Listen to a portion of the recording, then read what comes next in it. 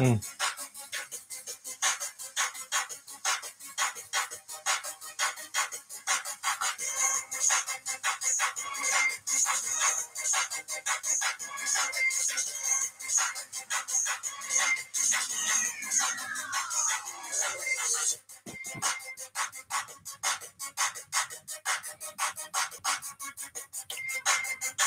Oh, what up, what up, what up? What's that here? Hold on. Want to make sure. Okay. Let me put this baby on first.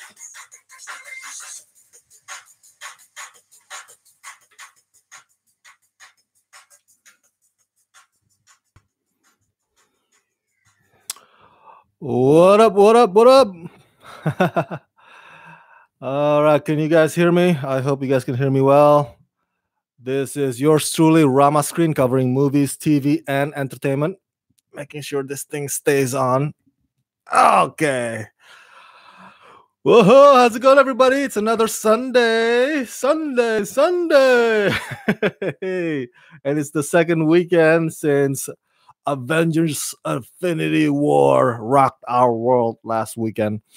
So before we get to MCU's biggest movie, anyway, just want to let you know that this weekly show, Rockin' It with Rama Screen, is a way for you to join me in discussing some of the news that happened this past week from the world of movies, TV, and entertainment.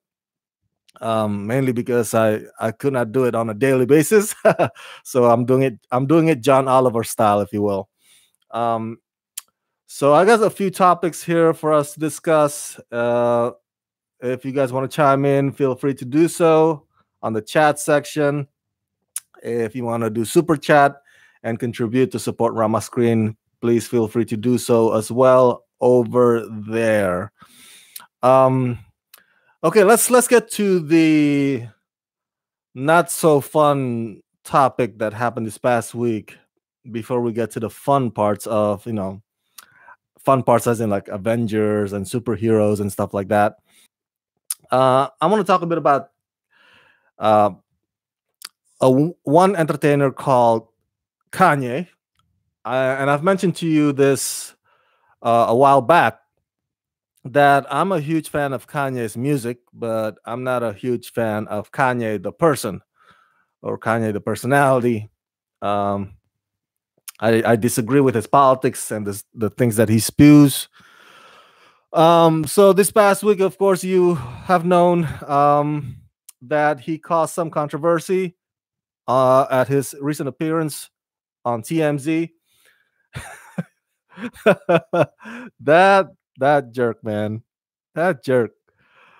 I told you before that I'm on the group that pretty much argues that this whole thing is just his way of getting the word out that, hey guys, I have a new album. I'm Kanye West. I'm selling a new album. Please buy my album.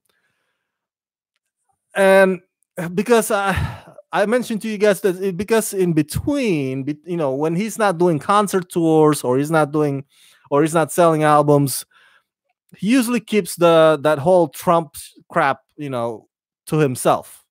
He's not spewing it out there publicly.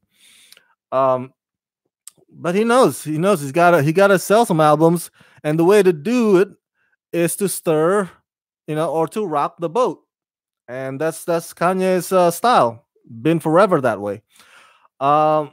This recent comment about slavery is a choice, though.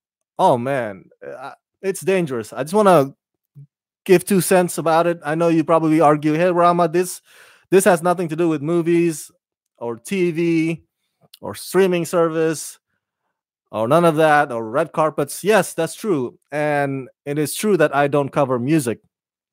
But Kanye is an entertainer, and when I say covering movies, TV, and entertainment, I gotta at least touch some bases on that. And so I'm just gonna give you my 2 cents real quick. Okay, here's why it's dangerous. First of all, I'm not African American, obviously, so I don't have that history. I don't have that heritage. I cannot equate my experiences with the experiences of African Americans in this country. But if an Indonesian, because I'm Indonesian, if an Indonesian brother speaks out and says, "Hey, you know those hundreds of years that Indonesia was under the conquer of the Dutch, or I guess the Netherlands now, those we chose to be conquered." If an Indonesian said that, I'd be like, "Bitch, what is your problem? Shut your pie hole before I slap you where you stand." That's what it said. That's what I would say to him. Just like, because I'm an immigrant. If I found out my fellow immigrants are supporting Trump, I'd be like, "Boy, what's wrong with you?" Now, just like Kanye, they too are entitled to their opinions. It's a free country, but I'm entitled to my free speech to tell them that they're dumb.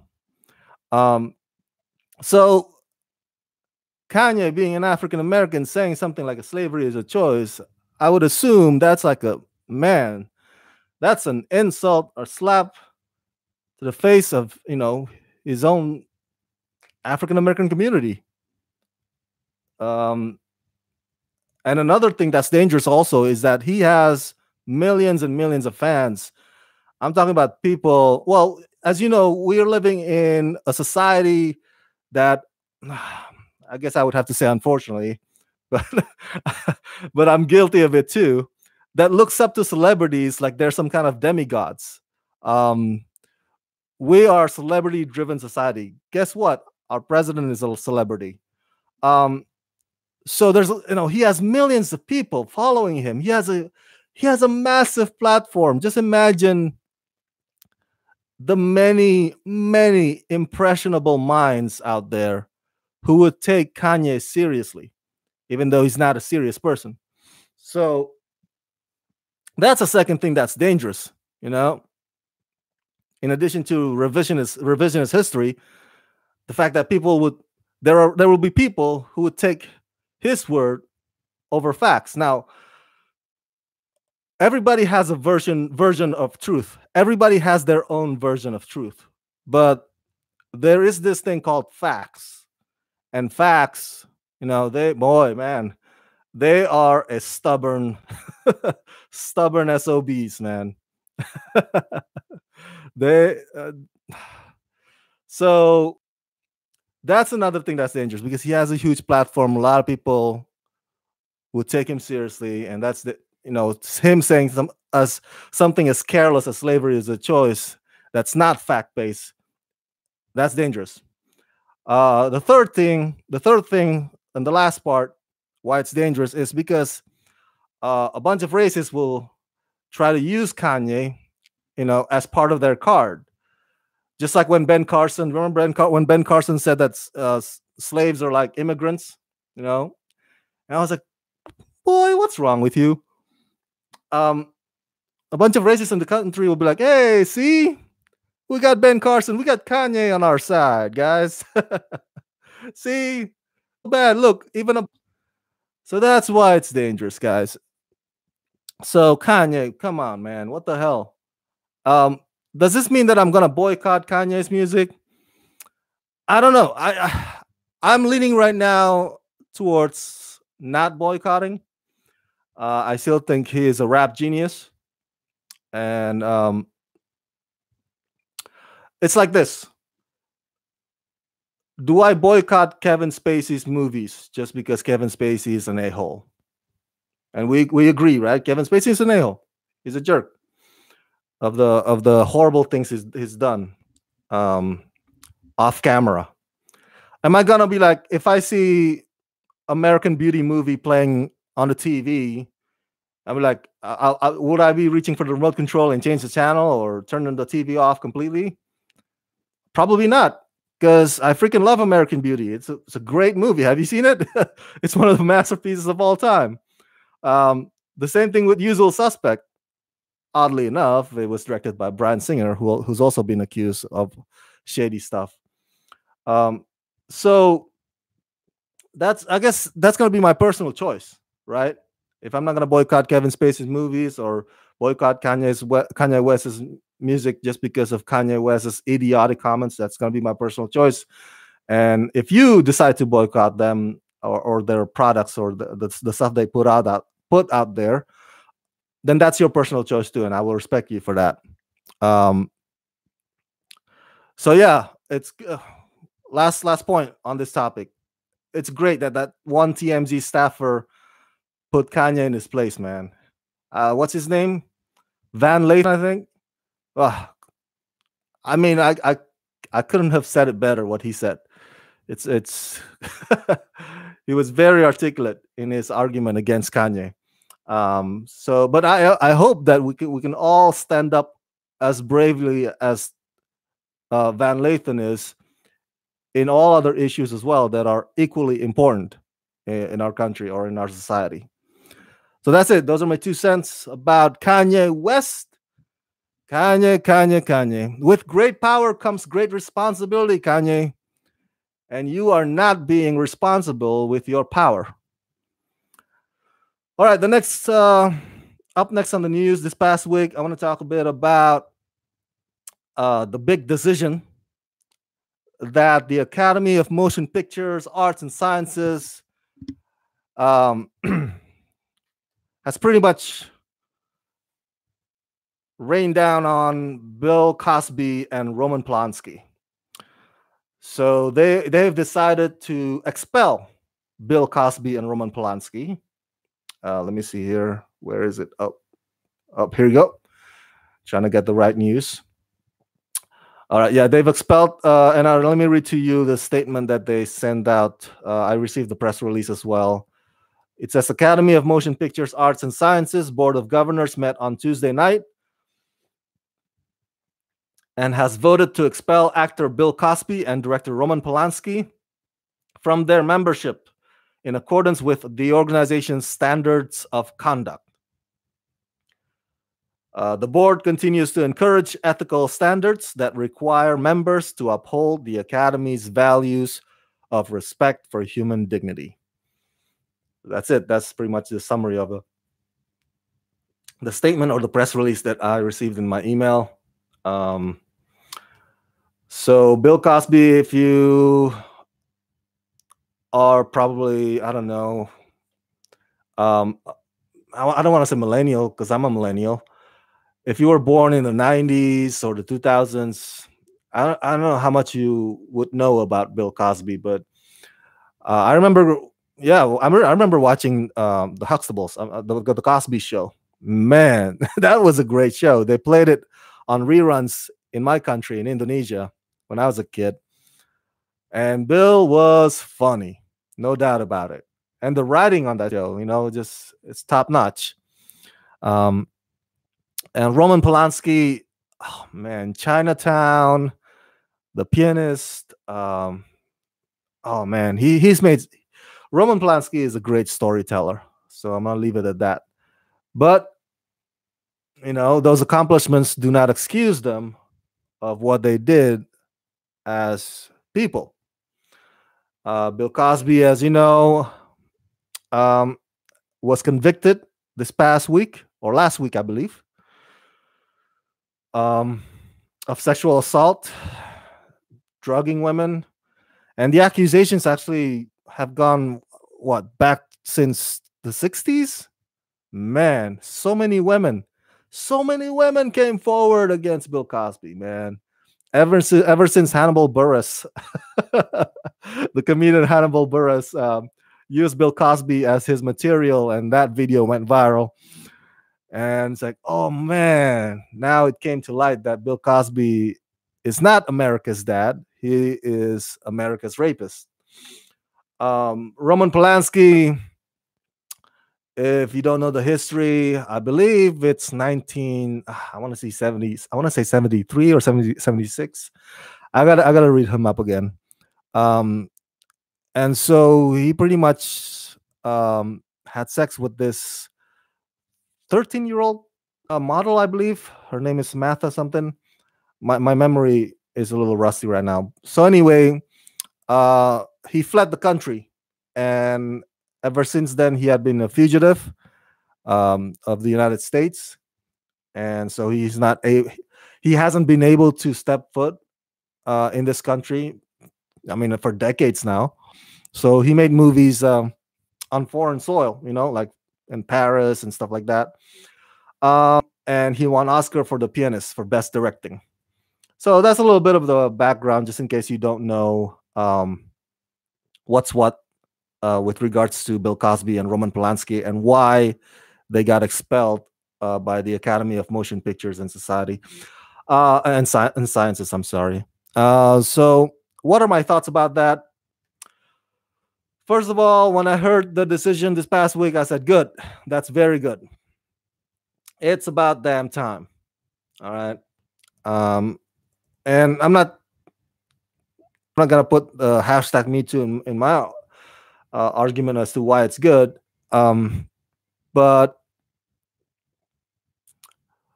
at the same time, I'm also heartbroken. The same case I said earlier with Kevin Spacey, because I do respect Roman Polanski and Bill Cosby as respectively a filmmaker and a comedian. So it's a bit of a heartbreak on that aspect.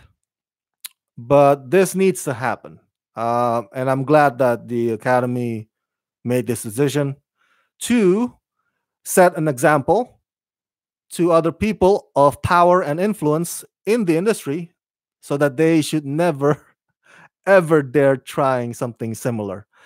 Now, I hope though, this is my personal hope. I hope that young girls or young women from Nebraska or the Midwest, I'm gonna put those locations as example. They come to Hollywood seeking big break, right? To become the next Charlize Theron, to become the next Angelina Jolie. And back in the day, it's unfortunate, that they have to go through these gatekeepers.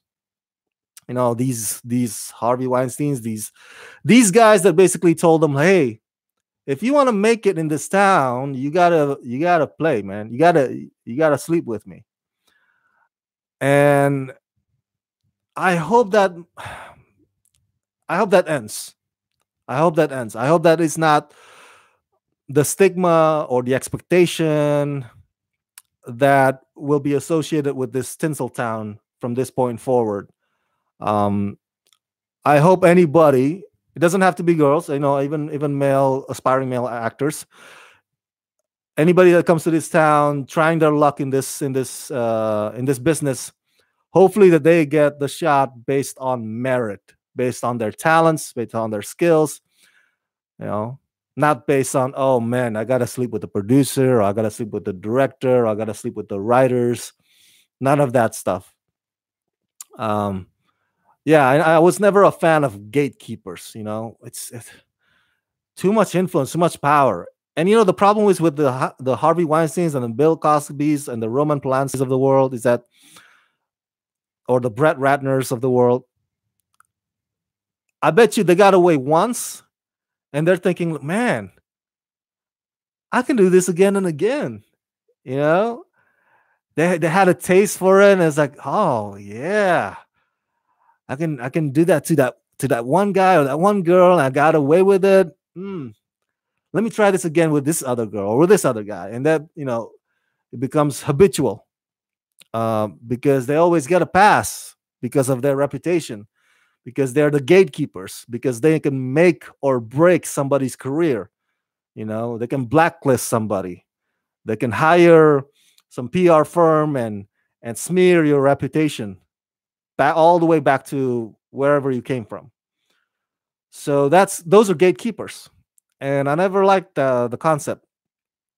I'm glad we're living in a digital age where even if you may not get to have your big break audition yet, you can still perform or showcase your stuff online, on YouTube, on Daily Motion, on Vimeo.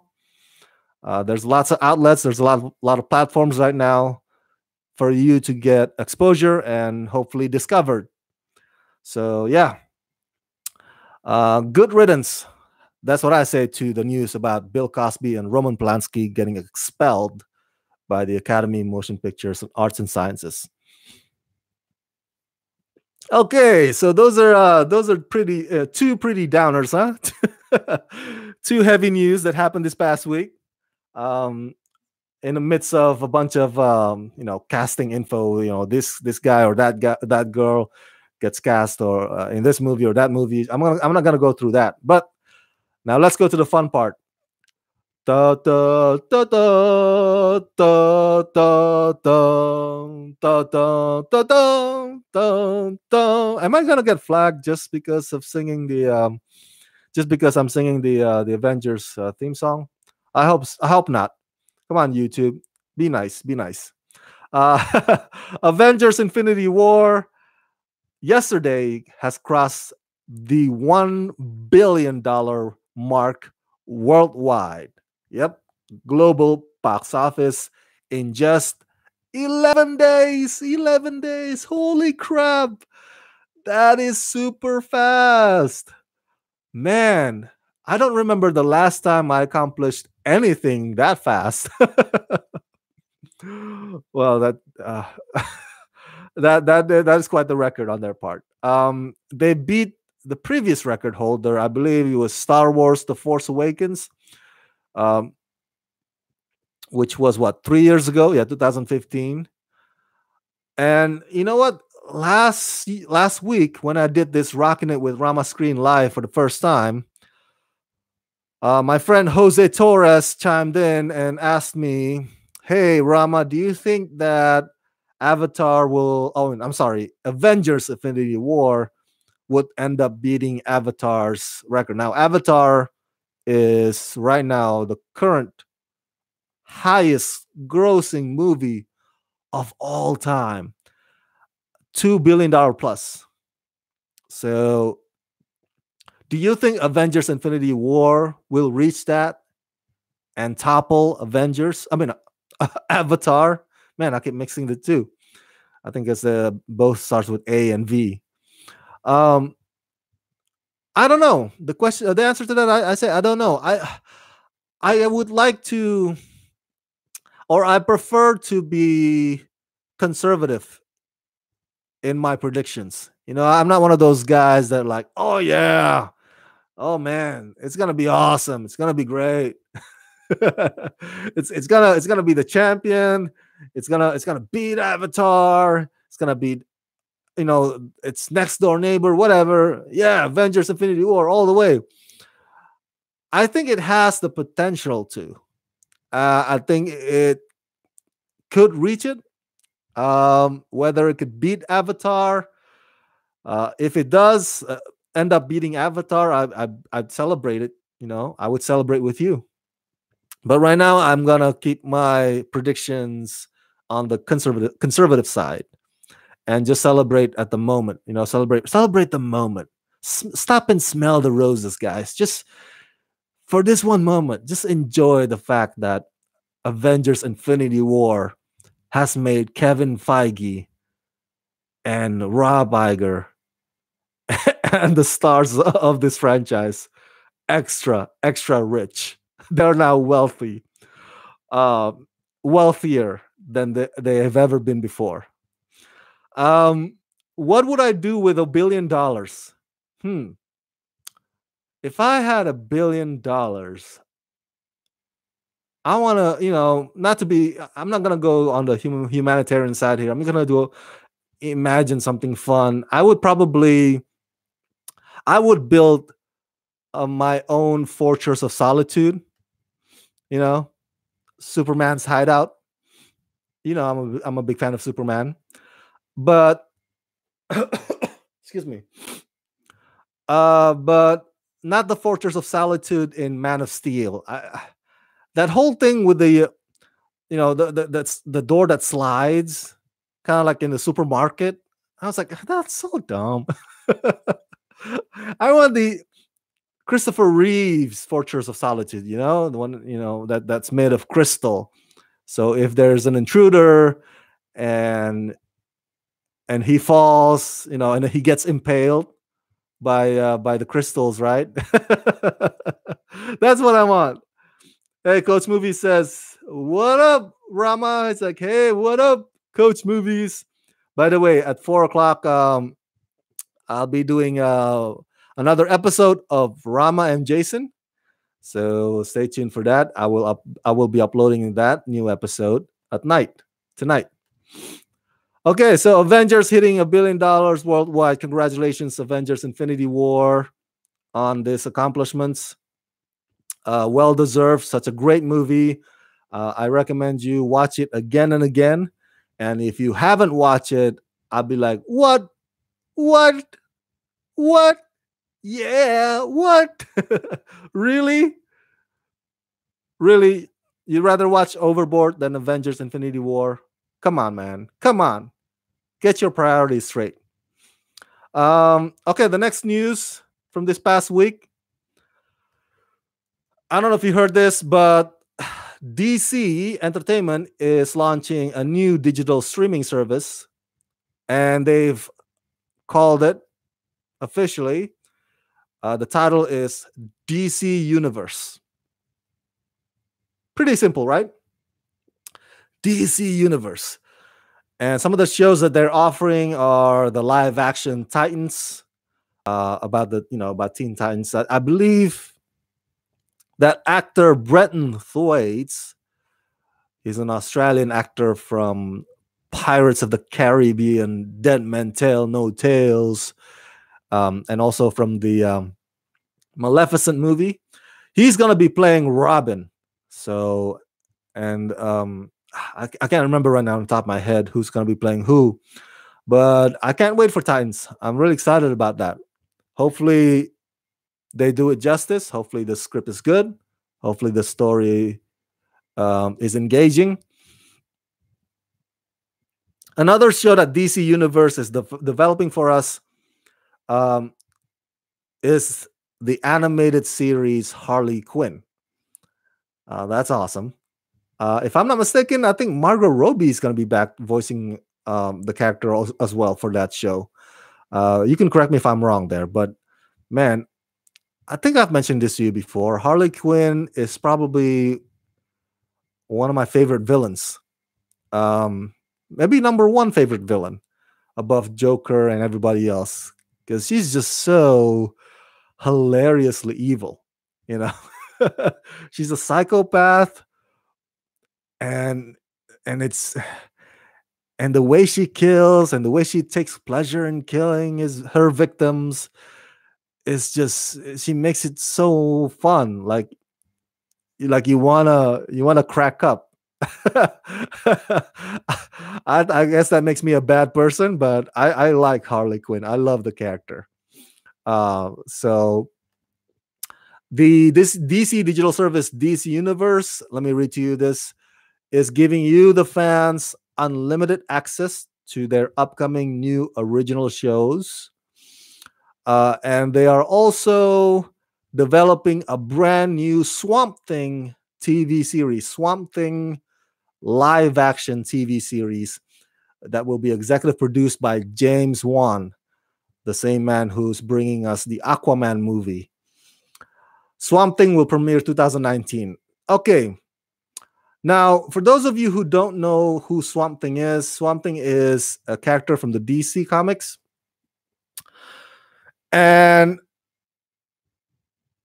I didn't grow up reading Swamp Thing. I was more into Superman, as I mentioned to you 1,000 times before. But I am very familiar with Swamp Thing, the movies. Do you remember that Swamp Thing movies in the I think 1980? I want to say 84. Wes Craven directed the first one, and another guy directed the sequel, The Return of Swamp Thing. The first movie was way, way, way darker than the second movie, which took a slightly lighter tone. But I like the second movie because I grew up having the hugest crush on Heather Locklear, who is the Babe in The Return of Swamp Thing. And then there's Swamp Thing, the TV series. I think that ran for like, I want to say 2 to 3 seasons. And and it's hilarious, man. If you watch the Swamp Thing series now, you would be laughing like every other 5 minutes or so, just because many of the characters on that show, it's the late 80s, early 90s. So they were still rocking their big hair, they were rocking their mullets, and because that was what was considered cool back then. I don't know why. And late 80s and early 90s is pretty much I want to say the era of cheesy television series. Because remember, not until I want to safely say, not until The Sopranos came along, that TV finally like, hey, you know what? Let's get our act together and actually produce something of good quality for the people instead of something so cheesy and procedural like what we've been doing for the past couple of decades. Um, so yeah, so that's my recollection of Swamp Thing. My hope on this new Swamp Thing series that DC Digital Service Universe is gonna give us. Hopefully, the visual effects will be great. Hopefully it's not a bodysuit, right? Like the old versions. I want it to be like, you know, motion capture. If you can, if I'm sure they have the budget, and make sure that what's his name, Alec Holland, who becomes a Swamp Thing. Make sure he looks good. Um, yeah, and the stakes are high, and it's not procedural. I don't want it procedural. All right. Um, about the DC universe, how excited am I for that? Well, here's the thing.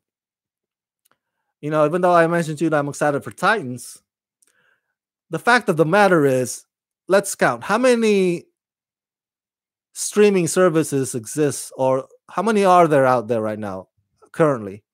Okay, let's see. There's Hulu. Hulu's the streaming service, right?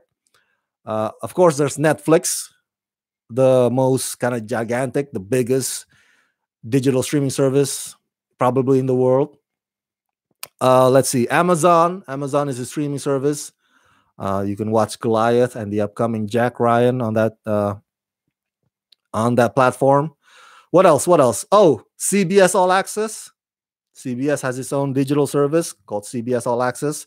By the way, Rama Screen is an affiliate of CBS All Access. So make sure you get the code to subscribe to CBS All Access on my website, ramascreen.com. What else? What else? YouTube Red. YouTube Red is a streaming service, right?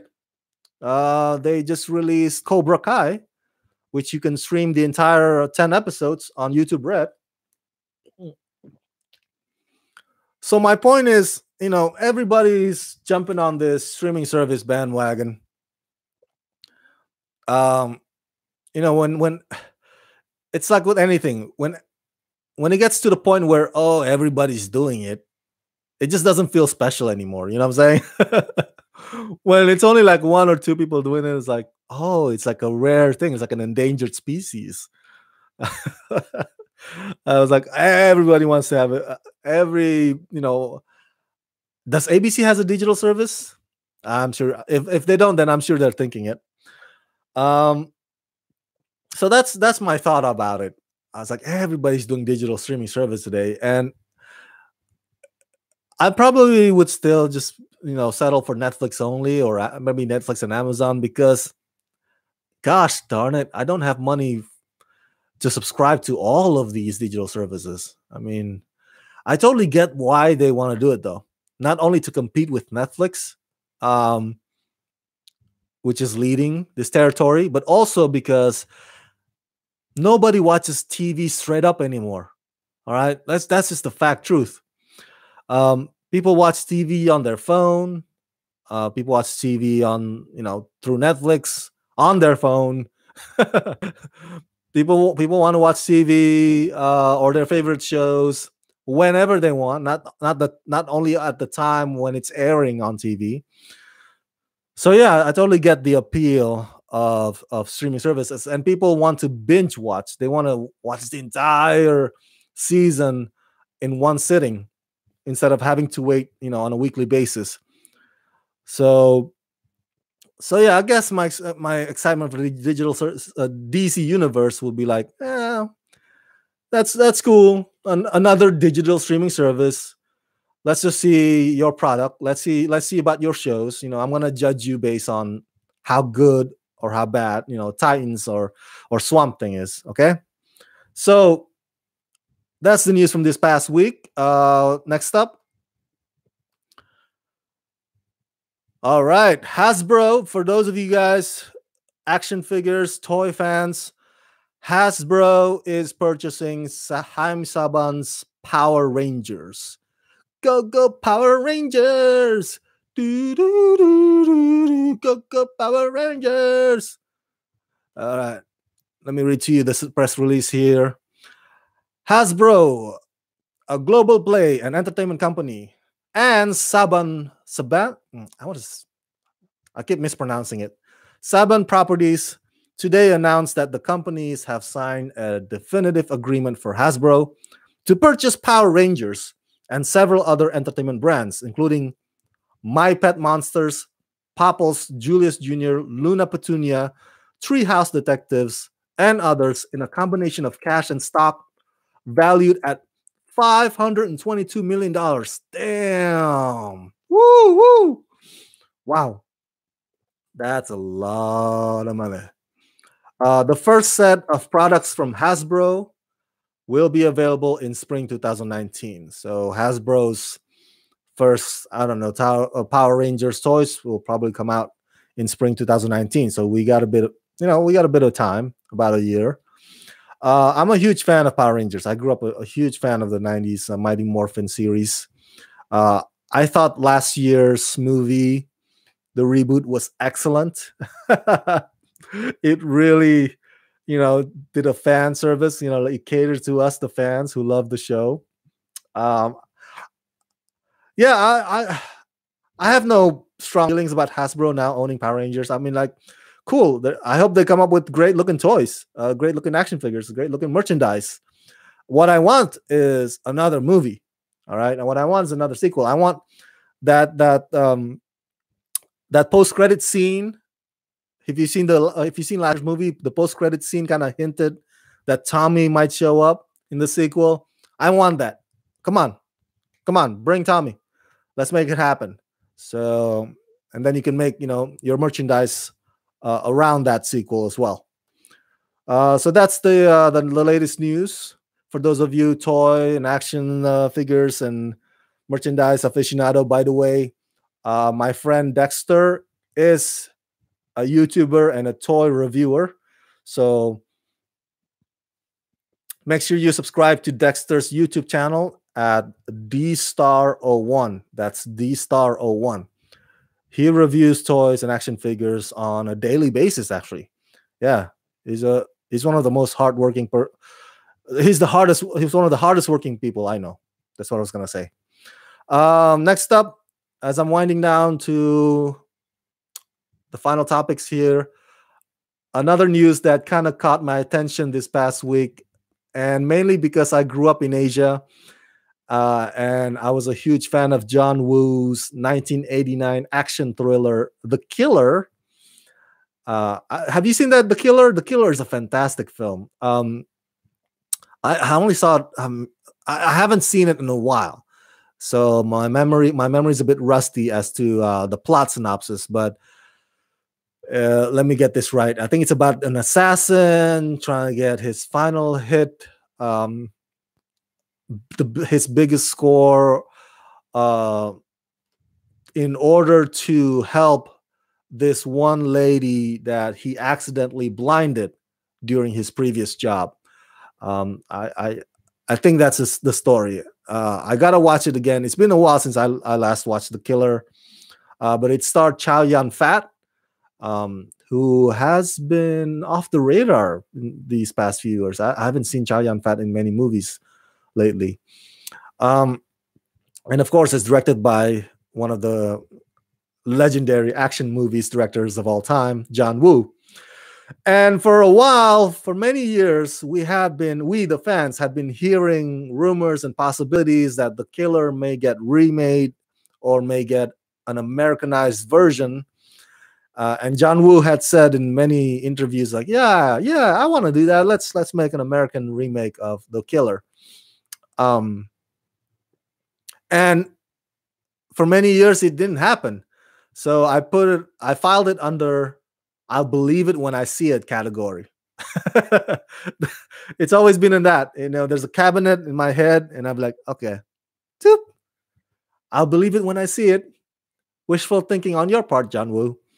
But so the news this past week is that John Woo, let me read this to you from, I think, the Hollywood Reporter or Deadline. Deadline reported that John Woo is teaming up with Universal Pictures to develop the new American version of The Killer, and they want Oscar winner Lupita Nyong'o to play the lead role, which I think is a fantastic idea. It's been a while since we had kind of like a femme fatale female action lead movie. I mean, I just recently saw the movie Revenge starring Matilda Lutz. That was fantastic, but it's few and far in between. You don't get it often. If you recall, we had that one female assassin movie starring Zoe Saldana. I think I want to say the title. I think Colombiana, right? Colombiana. That was entertaining in my book. And earlier this year we had Killer Mary with Taraji P. Henson. So I don't mind having more of that, and I don't mind the whole gender switch. Because the original Killer starred Chow Yun-fat, who is a male. I don't mind Lupita Nyong'o taking on the role. I think she's gonna do great. I'm looking forward to it. Let me get this up again. It keeps going down on me. Going down on me. That doesn't sound right. So hopefully Universal and John Woo could make this happen. I'm not gonna keep my hopes up too high, because if you recall, Universal Pictures is also has been wanting to develop Scarface remake, and it's been years, man. I hear Diego Luna's not even interested in it anymore, because now he's extra super duper busy, or he's moved on.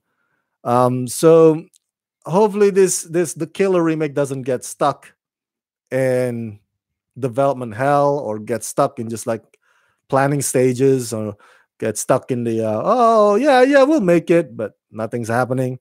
So yeah, I would love to see Lupita Nyong'o be a badass action star. She was already kind of badass in Black Panther. Now she can get to be get to be badass as a lead star of her own movie in The Killer. So yeah, very excited about that.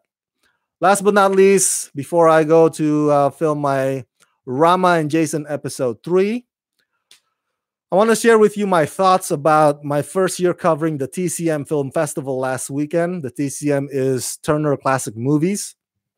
That was my first year ever covering that festival. I don't know why I never applied for the press pass in previous years, because you know what? I love the event. It's an event that basically allows you to watch some of your favorite classic movies on the big screen. All right, especially young folks like me, or millennials like me, who were not around when Butch Cassidy and the Sundance Kid was in theaters, or we were not around when Kramer versus Kramer was in theaters. So that's what I went to see, actually, at TCM Film Festival. I finally got to see one of my favorite movies ever, Kramer versus Kramer, for the first time on the big screen. Experience-wise, that was like probably my third time watching that movie. But so watching it for the first time on the big screen was something special. I also got to meet Ben Mankiewicz. I hope I pronounced that correctly. He is TCM host, and also I'm a big fan of his for hosting the Young Turks, which is my favorite online news network. And I also got to cover the Cicely Tyson hand and footprint ceremony. Cicely Tyson, as you know, is a legendary Oscar-nominated actress from the movie Sounder, and she's also in the series How to Get Away with Murder. Fantastic, fantastic actress. So it's a well-deserved honor. Unfortunately, I did not get to cover the red carpet opening night, and I didn't get to interview many other talents. It was just Cicely Tyson, Kramer versus Kramer, and the media.